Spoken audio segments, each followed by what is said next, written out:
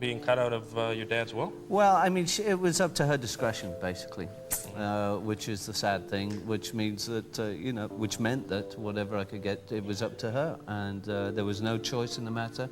Julian Lennon, un nome che subito richiama alla mente storia, tristezza e domande senza risposta.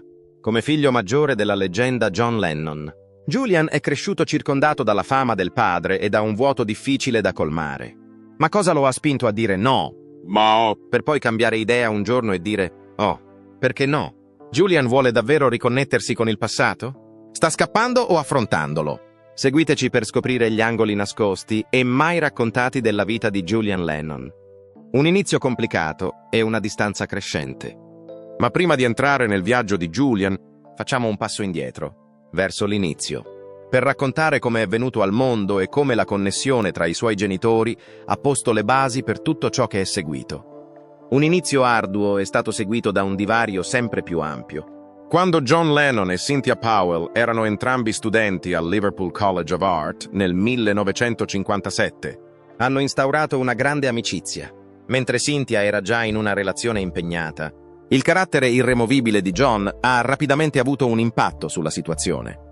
Quando lei inizialmente rifiutò i suoi approcci, lui disse famosamente «Non ti ho chiesto di sposarmi, vero?» Hanno iniziato a frequentarsi e nel 1962, quando Cynthia rimase incinta di loro figlio Julian, John e Cynthia si sposarono.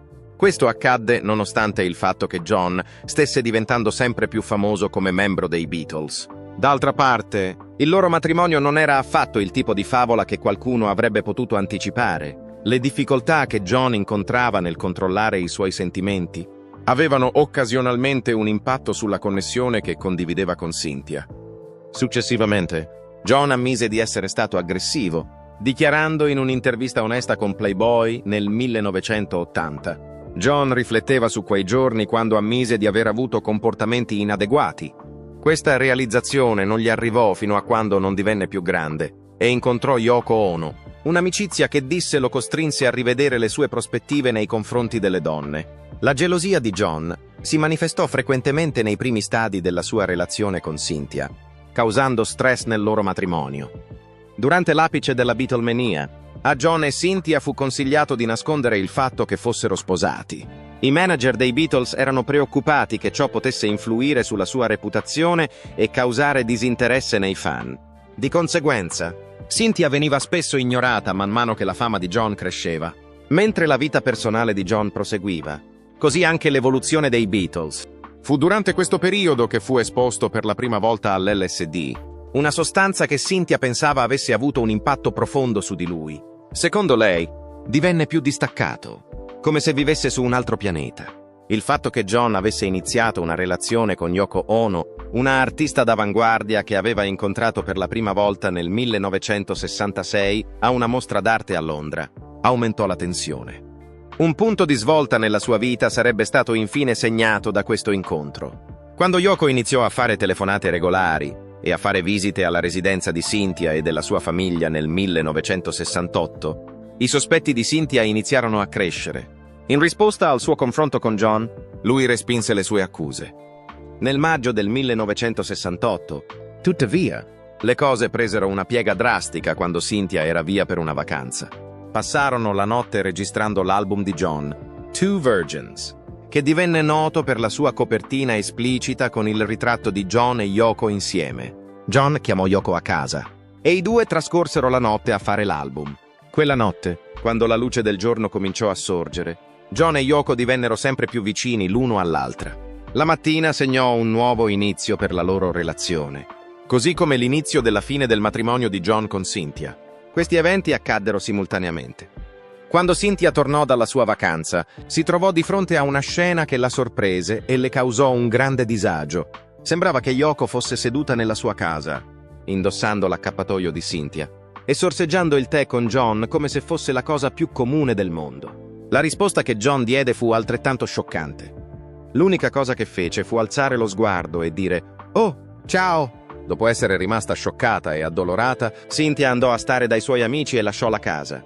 Dopo l'evento, si trovò in uno stato di incredulità, ma il vero dolore sarebbe arrivato poco dopo, Dopo che Cynthia se ne andò arrabbiata da John e Yoko quella sera, Alexis Martis, noto anche come Magic Alex, un amico dei Beatles e ingegnere, disse di essere rimasto sorpreso. Questo aggiunse al caos che già esisteva. Martis informò Cynthia che John voleva il divorzio e intendeva chiedere la custodia di Julian con l'accusa che lei fosse presumibilmente infedele. Questa informazione venne rivelata molte settimane dopo. Nonostante il fatto che John avesse inizialmente sostenuto queste affermazioni, successivamente acconsentì alla petizione di Cynthia per il divorzio per gli stessi motivi. Questo portò a una soluzione extragiudiziale in cui John concesse a Cynthia la custodia di Julian, un piccolo stipendio annuale e una somma di 100.000 sterline. Un ultimo addio e un nuovo inizio per John.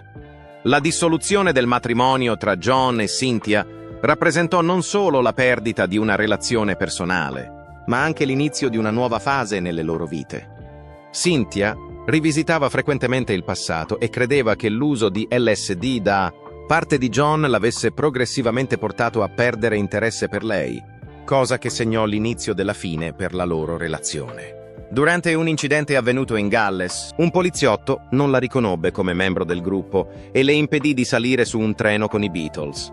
Questo rese la sua posizione nella vita di John distintiva. Cynthia era consapevole di quanto si fosse allontanata dai mondi pubblici e privati di suo marito, e questo momento rappresentò quella realtà. Il legame tra John e Yoko divenne ancora più appassionato non molto tempo dopo che il divorzio fu finalizzato. Pochi mesi dopo la separazione, John sposò Yoko nel 1969, segnando l'inizio di una delle coppie più chiacchierate nella storia della musica. Sarebbero stati insieme fino alla prematura morte di John nel 1980.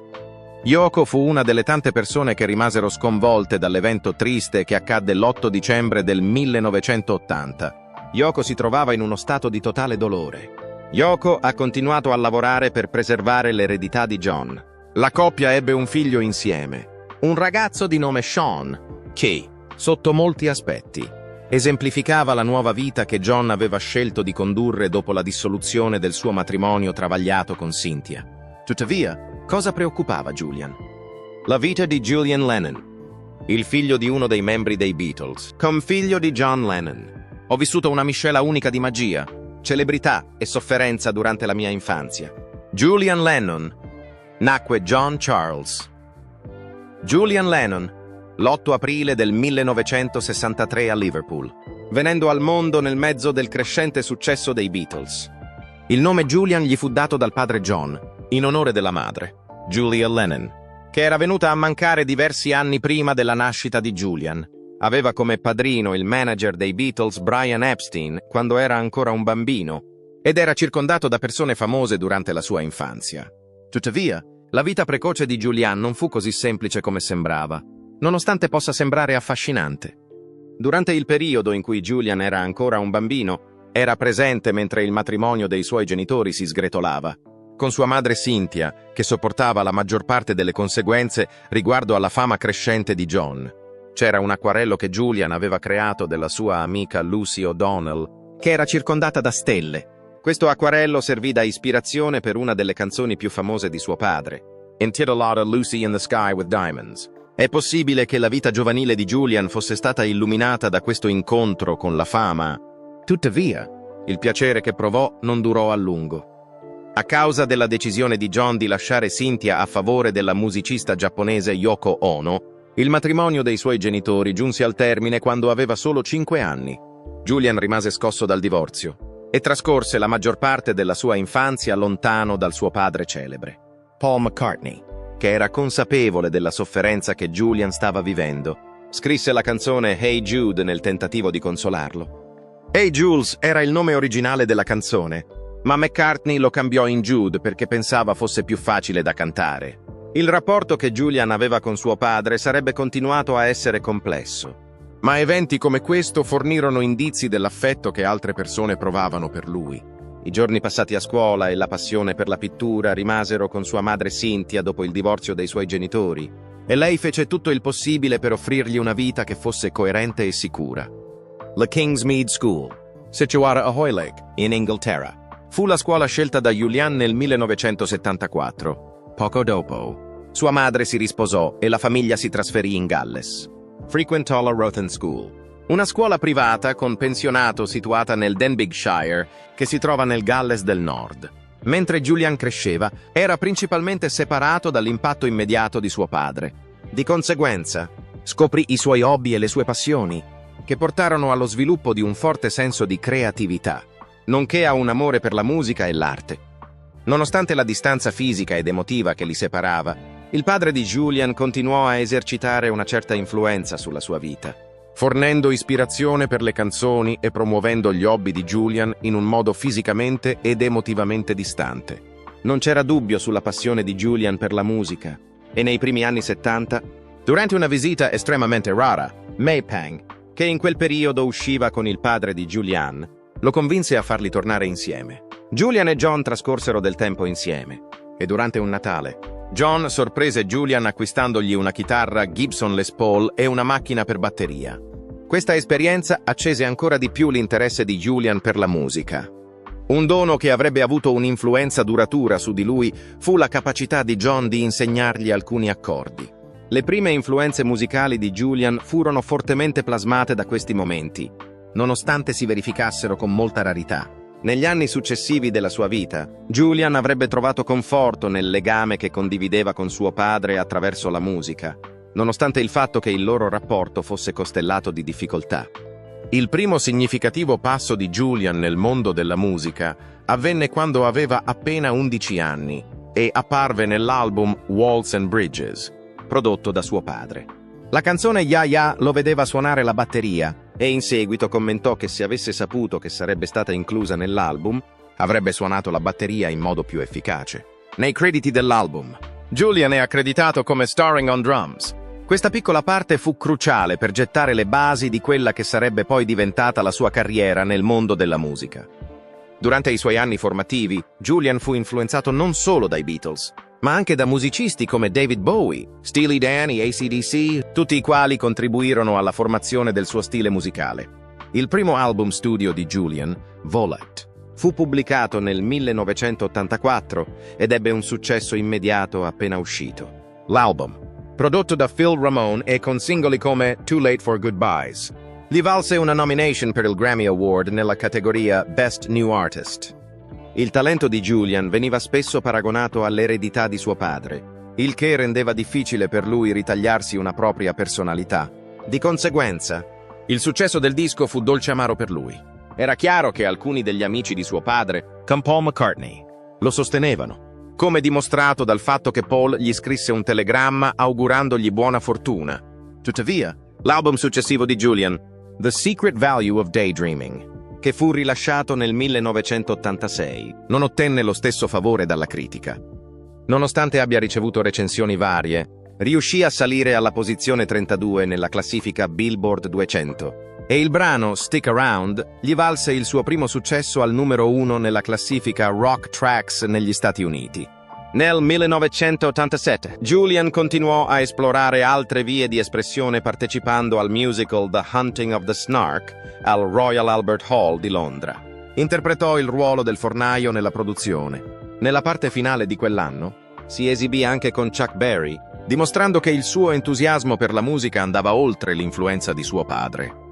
Alcuni dei singoli di Julian, Come Now You're in Heaven, furono un successo in Australia, che fu uno dei tanti alti e bassi che segnarono la sua carriera. Continuando a fare musica, lavorò anche con George Harrison nel suo album Help Yourself, che fu rilasciato nel 1991 e conteneva il successo Salt Water. Nello stesso periodo, Julian contribuì anche con una cover di Ruby Tuesday alla colonna sonora di The Wonder Years, dimostrando ulteriormente la sua versatilità come musicista. Questo articolo discute del cambiamento di focus, dell'arte, della filantropia e di un ritorno alla musica. Come risultato delle sue interazioni con il popolo australiano, Julian decise di fare una pausa dall'industria musicale negli anni 90. Fu attratto dal mondo dell'arte e della filantropia. Grazie ai loro saggi consigli e al senso di connessione che provò, Julian riorientò la sua attenzione su questioni che erano estremamente importanti per lui. Julian rimase indipendente e rifiutò di seguire le orme di suo padre. Nonostante ci fossero rapporti sporadici che suggerivano che potesse partecipare a una riunione con gli altri membri dei Beatles, Anche quando nel 1975 fu pubblicata la serie The Beatles Anthology, gli altri membri della band chiarirono che non avevano intenzione di includere Julian in una riunione. Alla luce della spiegazione di Paul McCartney, è assurdo pensare che avremmo voluto farlo passare attraverso tutto questo. In effetti, Julian pubblicò Photograph Smile nel 1998, un ritorno alla musica definito da una creatività deliberata. La sua casa discografica si occupò della pubblicazione dell'album, che fu accolto positivamente dalla critica. Il critico musicale Stephen Thomas Erlewine lodò l'album per essere ben strutturato e melodioso. Continuò dicendo che si trattava di quel tipo di musica che avrebbe ricevuto maggiore attenzione se non fosse stata prodotta dal figlio di un Beatle. Nel 1902, Julian registrò una versione di When I'm 64 per una pubblicità dell'assicurazione Allstate. Questo fu solo un esempio dell'esplorazione continua di Julian di nuove vie. Rese un omaggio speciale a Lucy in the Sky with Diamonds, pubblicando una canzone intitolata Lucy nel 2009. Questo fu il suo modo di rivisitare la canzone in modo unico. Julian rese omaggio a Lucy Vaughan, Nada O'Donnell, l'amica d'infanzia che era stata la fonte di ispirazione per la canzone originale, eseguendo questa canzone in suo onore e contribuendo con il 50% dei guadagni ai fondi per la ricerca sul lupus. Inoltre, continuò a lavorare su progetti legati a Internet, dimostrando che la sua inventiva si estendeva oltre il regno della musica classica. Nel 2011, il viaggio di Julian arrivò a compimento con la pubblicazione di Everything Changes, un album che fu successivamente documentato in Through the Picture Window, un film che seguiva il suo processo creativo e includeva testimonianze di leggende musicali come Steven Tyler e Bono. Through the Picture Window fu un film che fu rilasciato l'anno successivo. Inoltre, il documentario fu trasformato in un'applicazione, dimostrando come la visione creativa di Julian e la tecnologia contemporanea potessero essere integrate in modo fluido. Jude è il nome del suo album, pubblicato nel 2020, che ha un significato personale significativo per lui. Jude è stato un simbolo del cammino di Julian verso l'autoaccettazione. È stato chiamato così in onore della canzone Hey Jude, composta da Paul McCartney per consolare Julian dopo il suo divorzio. Gli argomenti dell'album si concentravano su problemi sia interni che globali e affrontavano preoccupazioni che Julian aveva incontrato nel corso di 30 anni mentre componeva le sue canzoni. Riflettendo sul titolo, Julian dichiarò: «Chiamarlo Jude è stato molto simile a un momento di crescita per me, molto simile a fare i conti con chi sono». Nel 2004, Julian era tornato al suo lavoro precedente e aveva rilasciato una versione remixata della canzone I Should Have Known con Spike Stant. Mentre parlava di questo, menzionò che la canzone era sempre stata una delle sue preferite. Era il mio desiderio di dare nuova vita alla terra ancora una volta. Il fatto che l'espressione artistica di Julian Lennon, pur essendo indissolubilmente legata all'eredità di suo padre, continui a svilupparsi in modo unico, è dimostrato dal fatto che questa pubblicazione segnò l'inizio di una nuova fase nel suo viaggio creativo. La carriera di Julian e tutto ciò che ha realizzato nell'industria musicale sono ora completi. Ma cosa dire della sua connessione con suo padre biologico, John Lennon, e sua matrigna, Yoko Ono? La relazione complessa che Julian Lennon aveva con suo padre. Crescere come figlio di una leggenda della musica non è stata un'esperienza facile per Julian. John Lennon era una persona famosa che promuoveva l'amore e la pace in tutto il mondo. Tuttavia, suo figlio non ha sempre ricevuto il messaggio che lui cercava di trasmettergli. La loro relazione era caratterizzata dalla mancanza di presenza, dalla rabbia e dalla ricerca di connessione. Mentre Julian cercava di scoprire chi fosse come individuo, quello che bisogna capire è che la relazione di Julian con suo padre era complessa e lui non ha mai esitato a parlarne. Nel 1980, Julian ha vissuto una serie di emozioni, tra cui dolore e rabbia. Anni dopo, sfogò la sua rabbia dicendo: «Non ho mai voluto sapere davvero la verità su come papà fosse con me». Era frustrato da molto tempo. Cose simili a queste. Si potrebbe chiedere: dove si trova esattamente l'amore in tutto ciò? Paul McCartney era un'altra persona che Julian ammirava e spesso passava più tempo con lui che con il suo stesso patrigno. Julian ha menzionato che quando rifletteva su quegli anni, Paul ed io passavamo molto tempo insieme, molto più di quanto non lo facessi con mio padre. Sembra che ci fossero molte più immagini di me e Paul che suonavamo insieme rispetto a quelle di me e mio padre. Questo accadeva perché avevamo un'amicizia meravigliosa. Non si trattava solo di tempo o attenzione, ma anche di un disaccordo che causava questa situazione. In una precedente intervista con il Daily Telegraph, ha dichiarato che papà poteva parlare di amore e pace davanti a tutto il mondo, ma non è mai riuscito a dimostrare queste qualità alle persone a cui sua moglie e suo figlio dovevano significare di più. Riconciliare tutto ciò non è stato un compito facile, e Julian ha continuato a lottare con questa situazione per molti anni. In una dichiarazione successiva, ha rivelato che sua madre era più preoccupata per l'amore che lui non lo fosse con suo padre. Sebbene cantasse di questo e ne parlasse, non me l'ha mai dato, almeno non come suo figlio. Cantava di questo e ne parlava. Julian è riuscito a vedere anche quell'altro aspetto dentro di sé e ha detto che quel lato proviene sicuramente da suo padre. Cerco di calmarmi e di essere più allegro se mi vedo diventare troppo aggressivo, il che è un tratto che proviene dal lato di mio padre. Nonostante il fatto che John fosse principalmente assente dalla vita di Julian dopo la fine del suo matrimonio con Cynthia, ci furono alcune brevi occasioni in cui si riconciliarono. May Pang, che all'epoca era la fidanzata di John, lo esortò a trascorrere più tempo con Julian nel bel mezzo degli anni 70. Questi anni furono un periodo unico in cui padre e figlio riuscirono a formare una relazione significativa. Durante quel periodo, Julian ricorda, mio padre e io avevamo una relazione molto migliore. Durante il periodo in cui era con May Pang, ci divertivamo molto, ridevamo tanto e in generale trascorrevamo un tempo meraviglioso. Per Julian, i ricordi che ha condiviso con suo padre sono stati tra i più felici che lui possa ricordare. Erano pieni di risate e amicizia, due cose che raramente aveva incontrato in passato. John alla fine tornò da Yoko, lasciando Julian con nulla tranne che ricordi di quei pochi giorni felici. Tuttavia, questa era di buona sorte non sarebbe durata per sempre. Perdono e guardare al futuro. L'anno 2009 è stato l'anno in cui Julian ha condiviso il suo cammino verso il perdono, riflettendo sui suoi sentimenti precedenti contro suo padre. Gli è stato rivelato che la rabbia aveva creato una nuvola persistente che si era posata sopra la sua esistenza. Tuttavia, l'atto di produrre musica, in particolare canzoni come Lucy, ha rappresentato una sorta di rilascio terapeutico.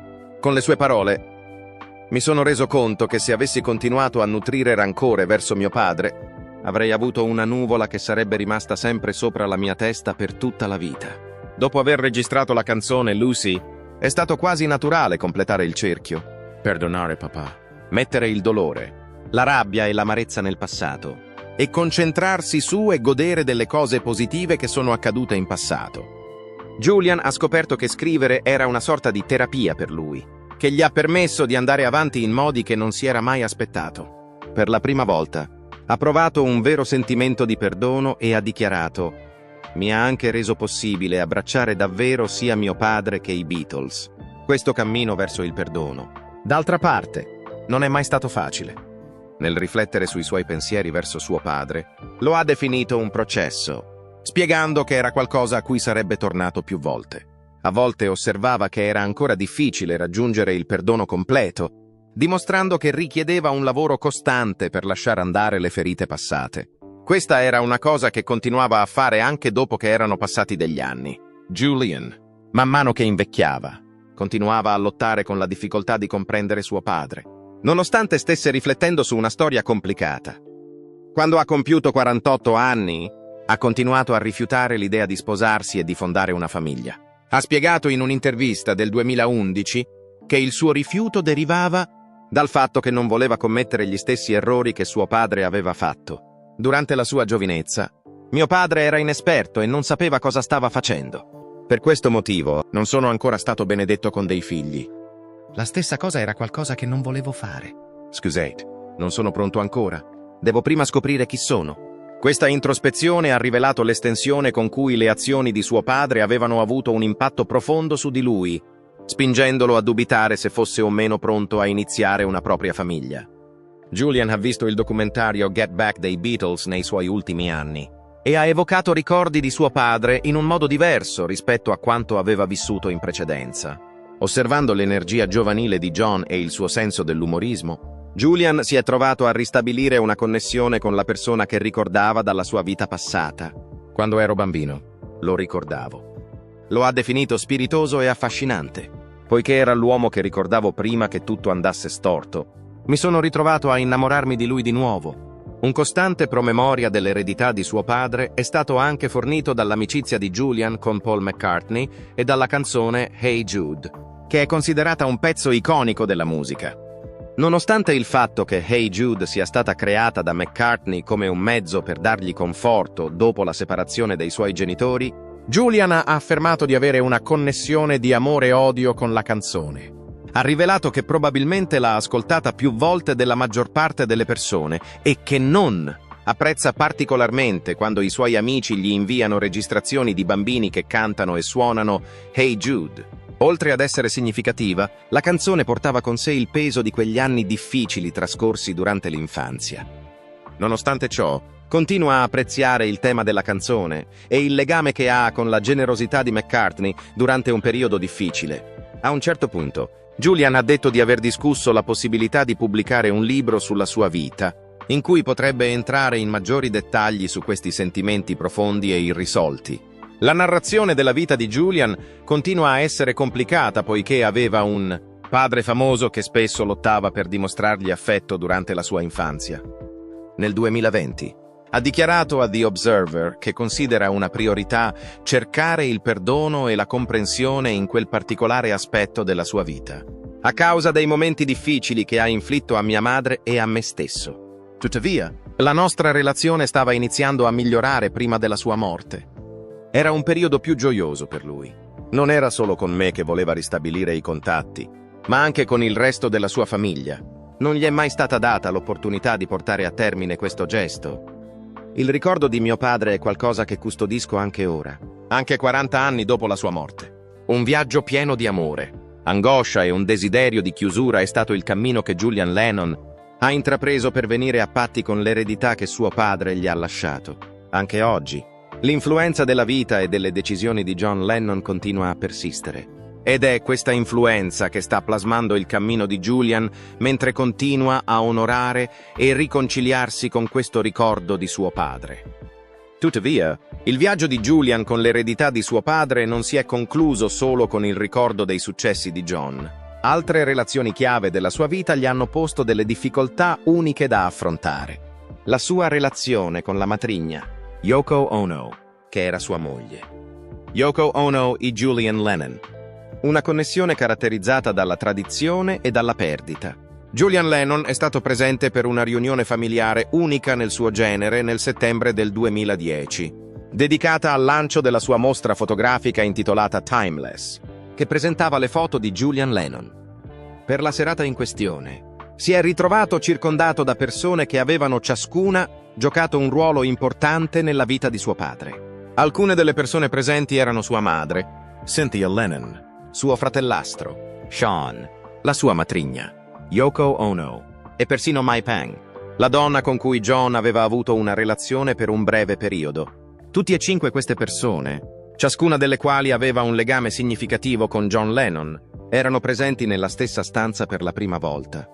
Sorprendentemente, questa riunione non era carica di stress, ma piuttosto piena di sorrisi, risate e anche qualche abbraccio tra i partecipanti. Durante l'evento, Julian ha condiviso i suoi pensieri su come la fotografia fosse diventata la sua personale via di fuga, uno spazio creativo che gli permetteva di sentirsi libero dal peso dell'ombra di suo padre. Secondo quanto ha detto a Rolling Stone, mio padre non era davvero un fotografo. Ha anche aggiunto che questa decisione gli ha dato un po' più di respiro. Era un mondo nuovo, uno che non portava con sé l'aspettativa di seguire le orme di John Lennon che era stata precedentemente stabilita. Questo incontro ha segnato un cambiamento, un momento in cui sembrava che le tensioni precedenti si stessero allentando, almeno per la durata della serata. Ci sono stati momenti in cui la relazione di Julian Lennon con suo padre, John, è stata caratterizzata da dolore, distanza e persino durezza durante il loro tempo insieme. Un giorno, quando Julian era un bambino, sentì suo padre fare un netto contrasto tra se stesso e Sean, che era suo fratellastro. Si dice che John gli abbia detto: Sean è il prodotto dell'amore e tu sei il prodotto di una bottiglia di whisky. Questa affermazione, che Julian ha espresso molti anni dopo, evidenziava il dolore che aveva portato con sé a causa della convinzione che suo fratello più giovane fosse più amato di lui. Nonostante Yoko Ono non fosse la causa delle dichiarazioni di John, lei divenne un costante promemoria della separazione della famiglia. Al contrario della madre di Julian, Cynthia, John aveva scelto di stare con questa donna in particolare. Verso la fine della sua vita, Julian si definì un bambino di mamma, pienamente consapevole del fatto che il suo stretto legame con sua madre avrebbe potuto rendere più difficile il suo rapporto con Yoko. Yoko, da parte sua, aveva precedentemente spiegato questa separazione dichiarando: «Certo, se lui è troppo amichevole con me, allora credo che questo faccia male ai suoi altri familiari. D'altra parte, molte persone pensano che Yoko avrebbe potuto fare di più per spingere John a svolgere un ruolo più significativo nella vita di Julian, e a causa di questo dolore duraturo, Julian non è mai riuscito a trovare una via facile per costruire un rapporto stretto con Yoko». Secondo quanto detto da John in un'intervista con All We Are Saying, aveva precedentemente espresso il suo desiderio di rafforzare il suo legame con Julian, nonostante i conflitti che esistevano tra di loro. Il fatto che la vita di John sia stata spezzata nel 1980 significava che non ci fosse più possibilità di guarire il loro legame. Il fatto che Julian non abbia mai avuto l'opportunità di fare una riconciliazione completa con suo padre aggiunse un ulteriore grado di tristezza a questa perdita per lui. I soldi e superare il tutto. Dopo la morte di John Lennon, la sua eredità fece luce su un altro aspetto delle dinamiche intricate che esistono all'interno della famiglia. Non c'era nulla lasciato dal suo testamento. Yoko Ono è la proprietaria di un'eredità che vale circa 220 milioni di sterline. La relazione tra Yoko e Julian divenne ancora più tesa a causa di questa scelta, che non offrì alcun beneficio immediato a Julian. Negli anni, l'eredità riuscì ad accumulare milioni di dollari in diritti d'autore, di cui Yoko era responsabile, a causa del dolore e dell'emarginazione. Julian intentò una causa legale. A metà degli anni 90, alla fine, gli fu assegnato un risarcimento che si stima fosse intorno ai 20 milioni di sterline, dopo una lotta legale durata 16 anni. Va notato, tuttavia, che il risarcimento non guarì istantaneamente le ferite precedenti. Julian dedicò un notevole periodo di tempo e impegno a lavorare sui suoi sentimenti di amarezza, in particolare riguardo a Yoko. Nonostante ciò, la lotta legale non riguardava solo questioni finanziarie. La storia parlava di Julian che si difendeva e cercava di ottenere il riconoscimento che credeva di non aver mai ricevuto durante il periodo in cui suo padre era vivo. Il suo cammino verso la pace fu graduale, e il suo affetto per suo fratellastro, Sean, spesso serviva come fonte di incoraggiamento. Julian rivelò i suoi pensieri a un giornalista, dicendo: «Credo che Sean sia stato l'aspetto più importante di tutto questo fino a questo momento. Il fatto che io ami così tanto Sean rende impossibile per me avere l'intenzione di fargli del male. Fu proprio grazie a questa rivelazione che riuscì a lasciare il passato alle spalle e a trovare un modo per lasciarlo andare per il bene di Sean». La relazione che Julian ha con Yoko Ono oggi è uno specchio del rapporto che ha con suo fratellastro. L'amore di Julian per Sean gli ha offerto un senso di serenità, anche con Yoko, nonostante il fatto che alcune ferite potrebbero non guarire mai completamente. La guarigione dei ricordi e la storia familiare unica che condividono continuano a fornire la base per il suo viaggio con lei. Come credi che la difficile connessione di Julian con suo padre abbia influenzato il suo cammino verso la pace e la riconciliazione con Yoko? Quali esempi puoi fornire? Nella sezione commenti qui sotto, condividi le tue idee. Inoltre, assicurati di premere la campanella delle notifiche, mettere mi piace e iscriverti al canale per ricevere ulteriori contenuti interessanti.